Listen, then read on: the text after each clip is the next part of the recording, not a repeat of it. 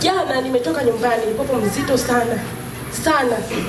Nikasema Mungu, nikifika imani kwa Bwana, nataka nikapokee nguvu yako. Nataka nikapokee uweza wako. Nilipofika hapa, natoka nyumbani kichwa kilikuwa kinaniuma hapa.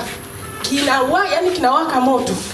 Nikafika hapa, nikasema Mungu, naomba unitendee, naomba uniponye. Nilipofika hapa nikakaa pale. Kwanza nikarudi nikakaa pale nyuma. Nikasema Mungu, naomba unitendee na mimi. Nilipoingia kwenye kipindi cha sifa, nilimshuhudia Mungu, nikamtukuza Mungu, nikajikuta kichwa kimepona, nikarudi nyumbani nina amani, nikarudi nyumbani.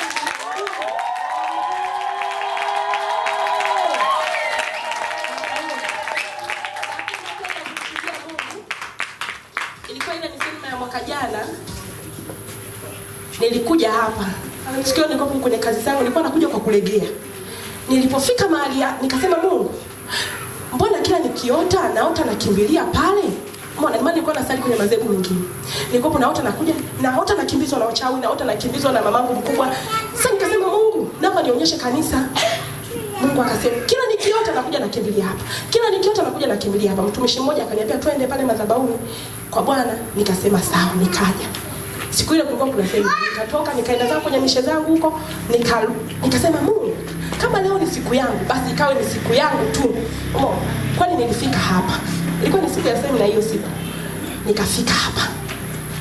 Nilipofika hapa, nilifunguliwa kwa kiasi kikubwa. Nilikuwa kwanza mtu usipati kazi. Nilikuwa ni mtu ambaye naonekanika ni mzee mbele za watu. Yaani kila mtu akiniona hivi ananiona yani ni mama mtu mzima. Yaani ambaye, yani hadi vitenge nikivaa huko nyuma vilikuwa vile nimechanika. Umeona? Lakini napenda kumshuhudia Mungu. Nilipofunguliwa, Mungu alifungua milango ya baraka. Alinifungulia vitu vikubwa. Sikuwahi kutarajia. Mungu alinipa nyumba, alinipa